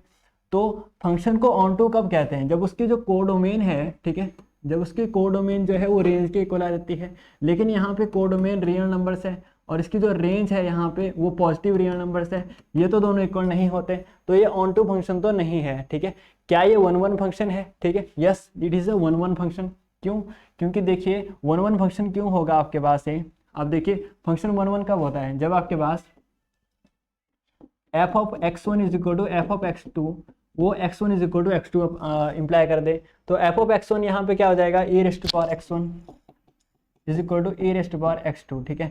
अब पावर्स को आप कंपेयर कर सकते हैं, x one is equal to x two इसने इम्प्लाई कर दिया, तो yes this is a one one function also. क्योंकि इंक्रीजिंग फंक्शन है, कोई भी लाइन अगर आप पैरेलल टू एक्स एक्सिस लगाओगे, ठीक है, तो वो एक ही सिंगल पॉइंट पे टच कर रही होगी। अगर एक ही पॉइंट पे parallel to x axis line touch करें तो वो वन वन होता है। अगर एक से ज़्यादा पॉइंट पे टच कर दें, फॉर एग्जांपल साइन एक्स, तो वो वन वन फंक्शन नहीं होता, वो जो है आपके पास मैनी वन फंक्शन हो जाता है।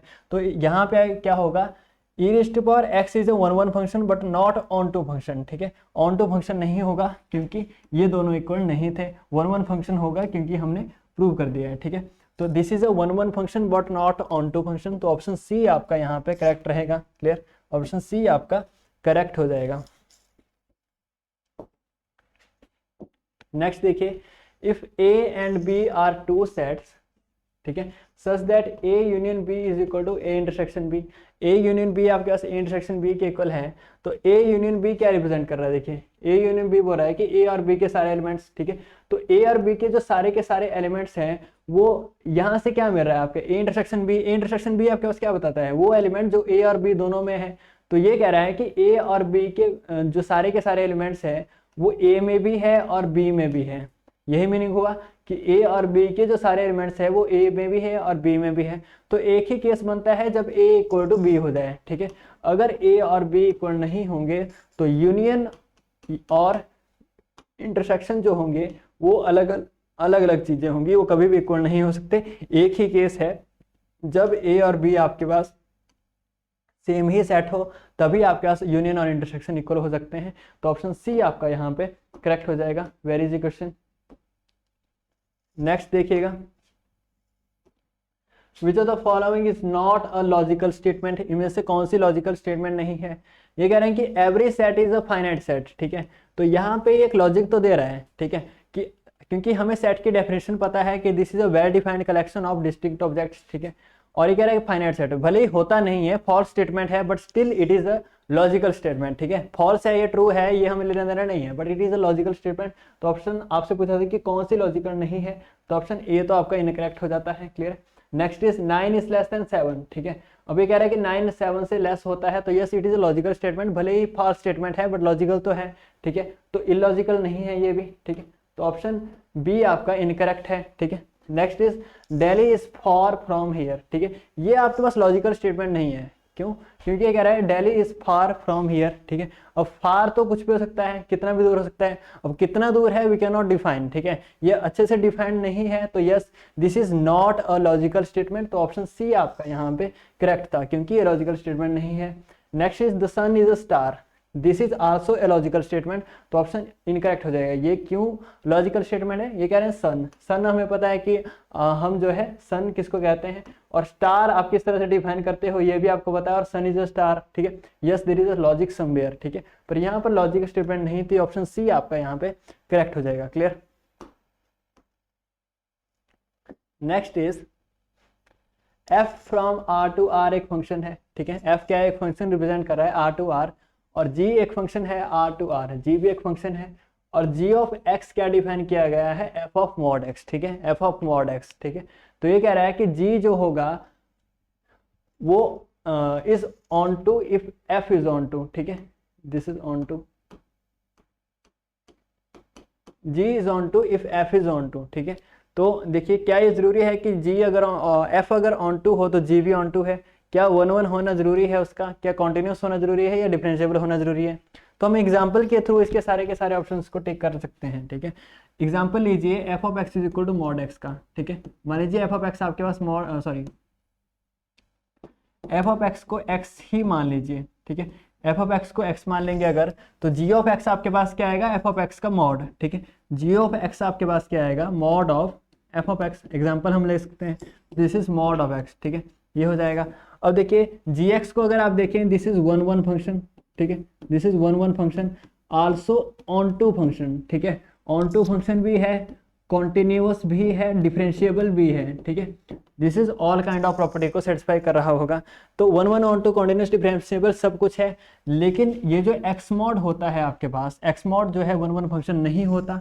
क्यों? क्योंकि आपके पास 1 1 क्यों नहीं होगा, क्योंकि -1 को भी 1 पे ही मैप करेगा, 1 को भी 1 पे मैप करेगा, ठीक है। -2 और +2 दोनों को 1 पे ही मैप करेगा, तो मैनी वन फंक्शन में जाता है, क्योंकि दो पॉइंट्स की सेम इमेज दे देता है, नेगेटिव को भी पॉजिटिव पे ले जाता है और पॉजिटिव को भी पॉजिटिव पे। तो 1 1 तो नहीं है, ठीक है, दिस इज नॉट 1 1, ठीक है। ऑन टू है क्या, नहीं है ऑन टू। क्यों? क्योंकि किसी भी नंबर का मॉडुलस कभी भी नेगेटिव नहीं हो सकता, ठीक है। अब अगर ये जो फंक्शन है ये R टू R अगर आप डिफाइन कर रहे हो, ठीक है, gx R to R define कर रहे हो, तो इसकी रेंज जो है आपके पास कोडोमेन के इक्वल होनी चाहिए थी अगर ये ऑन टू होता, बट इसकी जो रेंज आएगी वो R पॉजिटिव आएगी, ठीक है, वो इसके इक्वल नहीं है, तो ये ऑन टू फंक्शन भी नहीं है, ठीक है। This is not onto function as well. क्या ये कॉन्टिन्यूस फंक्शन है? Yes, it is a continuous function. इसका जो ग्राफ होता है इस तरह का होता है, ठीक है, इस तरह का इसका ग्राफ होता है किसका, मॉड एक्स का। तो yes, it is a continuous function, ठीक है। क्या ये डिफरेंशिएबल फंक्शन है? नहीं, ये डिफरेंशिएबल फंक्शन नहीं होता, क्योंकि इस पॉइंट पे दो स्लोप आपको मिल जाएंगे, ठीक है, दो स्लोप मिल जाएगी, जीरो पे जो फंक्शन है डिफरेंशिएबल नहीं होता, ठीक है। तो हमने क्या देखा कि हमें एक ऐसा फंक्शन मिल गया जो आपके पास एफ के ऑन टू होने से, ठीक है, ये एफ था और ये जी था, एफ का ऑन 1 1 होना इसको इम्प्लाय नहीं करता, ऑन टू होना इसको इम्प्लाय नहीं करता कि ये भी ऑन टू होगा, डिफरेंशिएबल होना इसको इम्प्लाय नहीं करता, लेकिन कॉन्टिन्यूस होना इम्प्लाय कर रहा है, ठीक है। तो एक ही ऑप्शन आपका यहाँ पे ट्रू होगा कि एफ अगर ऑन टू है तो जरूरी नहीं है कि जी भी ऑन टू होगा। एग्जाम्पल हमने देख लिया, ठीक है, ये इनकरेक्ट हो जाएगा। नेक्स्ट इज एफ के 1 1 होने से जी का 1 1 होना भी इम्प्लाय नहीं होता, सेम एग्जाम्पल, ठीक है। एफ के कॉन्टिन्यूस होने से जी का कॉन्टिन्यूस होना इम्प्लाय कर सकता है, ठीक है, कर सकता है, क्योंकि इस एग्जांपल में तो कर रहा है, बाकियों में भी करेगा या नहीं अभी तो नहीं है पता, ठीक है। लेकिन ऑप्शन डी में कह रहा है कि डिफरेंशिएबिलिटी भी इम्प्लाय करेगा क्या, नहीं करता डिफरेंशिएबिलिटी इम्प्लाय। अब क्योंकि आपके पास A B D option incorrect थे, तो आगे बिना प्रूव किए भी आप ऑप्शन सी को करेक्ट कर सकते थे कि यस, एफ के कॉन्टिन्यूस होना एफ मॉड मतलब जी के कॉन्टिन्यूस होने को इम्प्लाय कर सकता है। क्लियर? तो आपके पास यहाँ पे ऑप्शन सी इसका करेक्ट हो जाएगा। क्लियर? नेक्स्ट इज u आपके पास क्या डिफाइन किया है, x square tan inverse of y, ठीक है। देखिए u यहां पर जो डिफाइन किया था वो इस तरह से था, u was x square tan inverse of y over x minus y square tan inverse of x over y, this was your u, ठीक है। आगे भी था, ठीक है। उसके बाद आपसे पूछा था कि एक्स स्क्वेयर डी करली स्क्वेयर यू ओवर करली एक्स स्क्वेयर जो भी एक्सप्रेशन है ये किसके इक्वल आएगा, ठीक है। अब इसके लिए देखो बहुत ही इसका लेंथी क्वेश्चन हो जाएगा अगर आप इसको सिंपल तरीके से सॉल्व करेंगे। करली स्क्वेयर यू ओवर करली एक्स स्क्वेयर निकालने में आपको कम से कम 5 मिनट यहाँ पे लगेंगे, ठीक है। और यहाँ पर भी आपको सारे के सारे अगर निकालने हैं तो it will take lot of time, ठीक है। बट इसको एक ट्रिक से अगर आप करेंगे तो ये क्वेश्चन जो है इजिली सॉल्व हो सकता है, 2 से 3 मिनट में आपका क्वेश्चन सॉल्व करने के लायक है ये क्वेश्चन, ठीक है। वाई स्क्वायर के साथ में क्या था आपके पास यहाँ पे tan inverse of x by Y.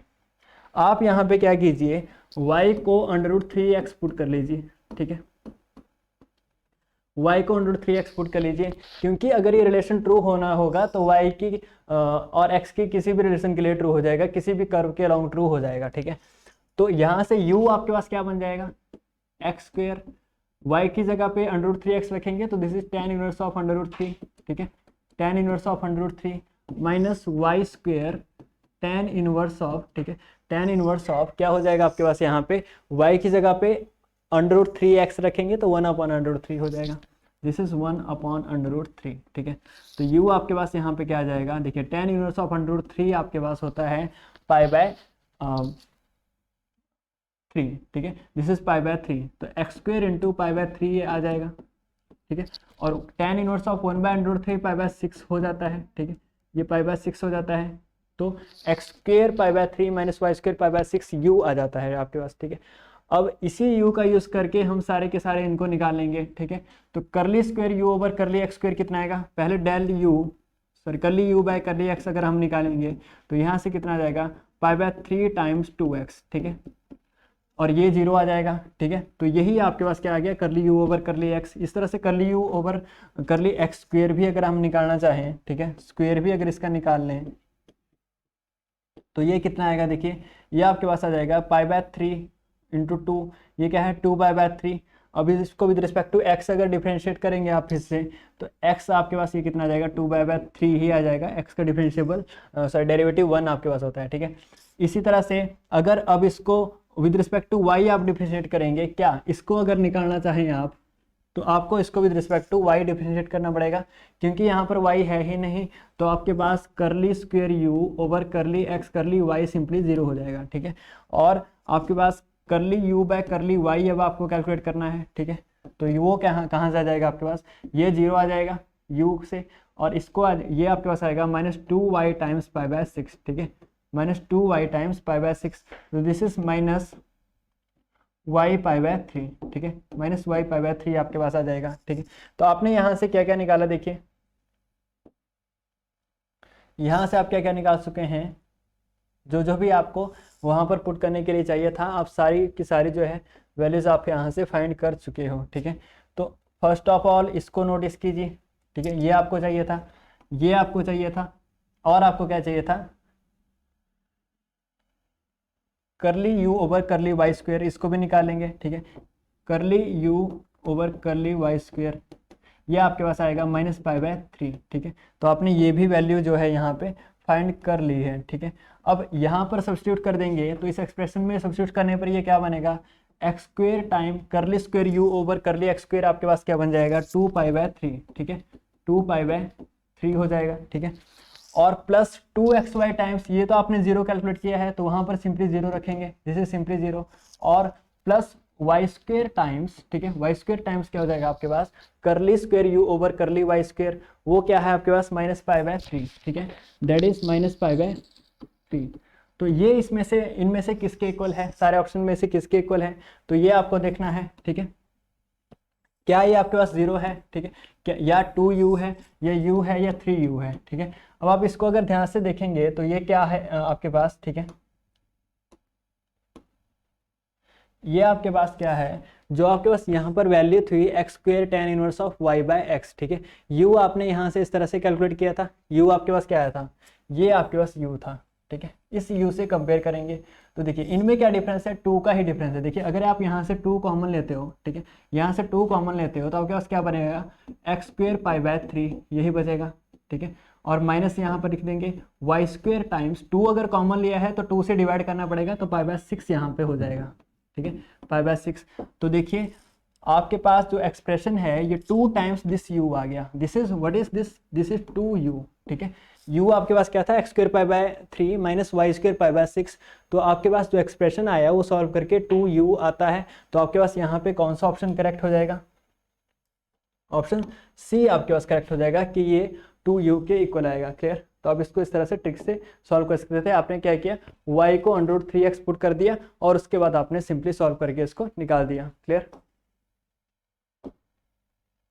Next is the length of perpendicular bisector, sorry the length of perpendicular drawn from the point 3 - 1 11। ठीक है, 3 - 1 11 टू द गिवन लाइन, इस गिवन लाइन पर जो परपेंडिकुलर ड्रॉ किया जाएगा इस पॉइंट से वो क्या होगा।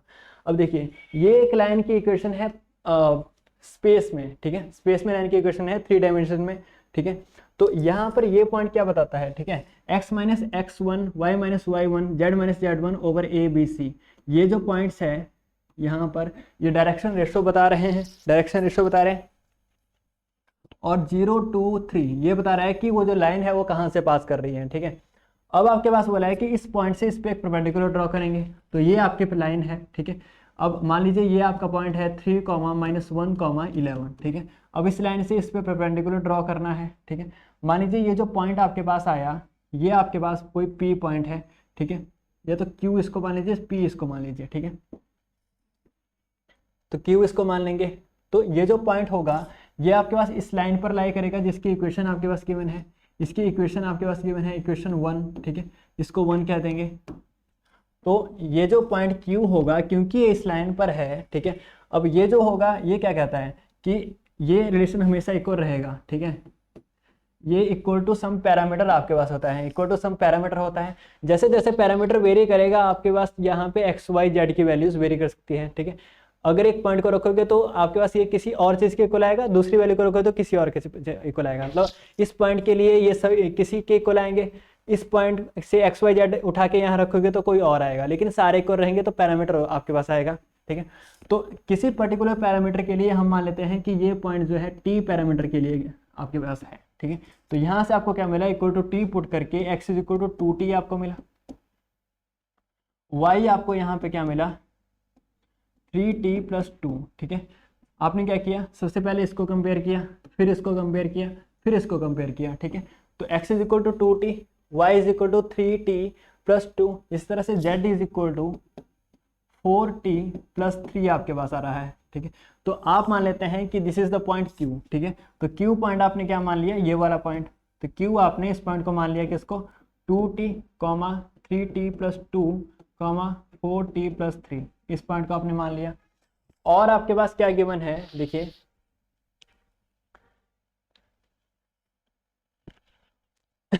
और देखिए आपके पास क्या है, इस लाइन की अगर आपको डायरेक्शन रेशियो फाइंड करनी है, जो परपेंडिकुलर लाइन है, तो डायरेक्शन रेशियो क्या होती है, देखिए कोई भी 2 पॉइंट लाइन पर चूज कीजिए, इसके में से इनको माइनस कर लीजिए, तो डायरेक्शन रेशियो क्या आएगी, क्योंकि ये पॉइंट आपके पास यहाँ पर है, तो डायरेक्शन रेशियो आपके पास क्या आएंगी, 2t minus 3, 3t plus 2 minus 1, 4t plus 3 minus 11, ये आपके पास आ जाएगी।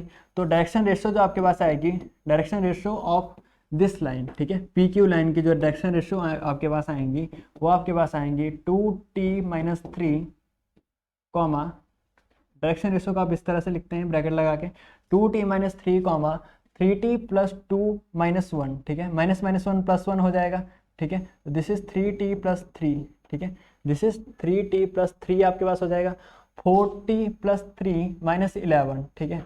तो ये हो जाएगा 4t माइनस 8, ठीक है। तो these are the direction ratios.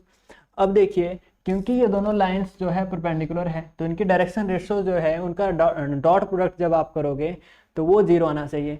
अब इसकी डायरेक्शन रेशियो देखिए, यहाँ पे इसकी डायरेक्शन रेशियो ये वाली है, और यहाँ पर डायरेक्शन रेशियो हमारे पास ये वाली आई। ये डायरेक्शन रेशियो जो है इस लाइन की है, और ये डायरेक्शन रेशियो इस लाइन की है। तो क्योंकि ये परपेंडिकुलर है तो इनका डॉट प्रोडक्ट 0 आना चाहिए, ये आपके पास रिजल्ट होता है। तो डॉट प्रोडक्ट कैसे निकालेंगे, 2t माइनस 3 टाइम्स 2, ठीक है, 2t minus 3 times 2 plus 3t plus 3 times 3, ठीक है, प्लस 4t माइनस 8 टाइम्स 4, ठीक है, ये 0 आना चाहिए। यहाँ से आप t की वैल्यू निकाल सकते हो, ठीक है, यहाँ से आप t की वैल्यू निकाल सकते हो।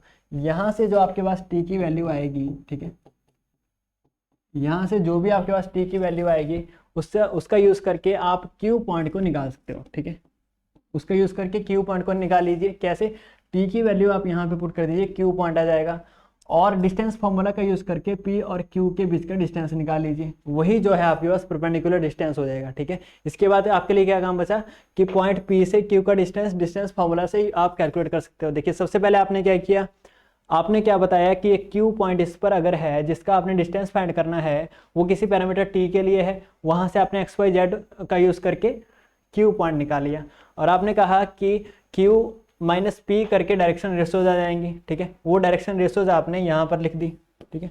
अब अगर ये डायरेक्शन रेशियोज है तो इनका जो है प्रोडक्ट आपके पास डॉट प्रोडक्ट इनके साथ 0 आ जाएगा, ठीक है, उसका यूज़ करके आपने ये लिखा। यहाँ से आप t निकालोगे, ठीक है, t निकालोगे, और t की वैल्यू जो है q पॉइंट में पुट करके q जो है एग्जैक्ट पॉइंट आपके पास मिल जाएगा, यहाँ से आपके पास q पॉइंट मिल जाएगा।